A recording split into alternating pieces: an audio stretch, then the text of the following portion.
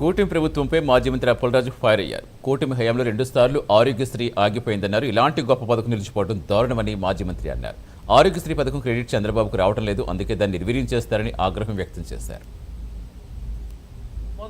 జగన్మోహన్ రెడ్డి గారి హయాంలో doctor YSR Aarogyasri పేరిట, రాజశేఖర రెడ్డి గారి హయాంలో రాజీవ్ ఆరోగ్యశ్రీ పేరిట ఒక వెలుగునటువంటి దేశానికి ఎగ్జాంపులరీగా మొదలు కాబడినటువంటి ఈ ప్రోగ్రాం, ఆరోగ్యశ్రీ ప్రోగ్రాం ఈరోజు అనేకమైనటువంటి ఎత్తుపల్లాల నడుమ చివరికి ఆగిపోయేటటువంటి పరిస్థితిలోకి వచ్చిందని రాష్ట్ర ప్రజలందరికీ కూడా తెలియజేయదలుచుకుంటున్నాను. మనం ఒకసారి గమనిస్తే ఈ ఆరోగ్యశ్రీ మొదలు కావడం, సక్సెస్ఫుల్గా ముందుకు వెళ్ళడం, ప్రజల మన్ననలు చూరగొనడం అన్నటువంటిది మనం ఒకసారి గమనిస్తే 2006-7లో మొదలుపెట్టినటువంటి ఈ ప్రోగ్రాం అనేక అప్స్ అండ్ డౌన్స్ చూసినప్పటికీ ఈ ప్రభుత్వం వచ్చిన తర్వాత, చంద్రబాబు గారు 4వసారి ముఖ్యమంత్రి అయిన తర్వాత ఈ కూటమి ప్రభుత్వంలో 2 సార్లు సంపూర్ణంగా షట్ డౌన్ చేయబడింది. 2 సార్లు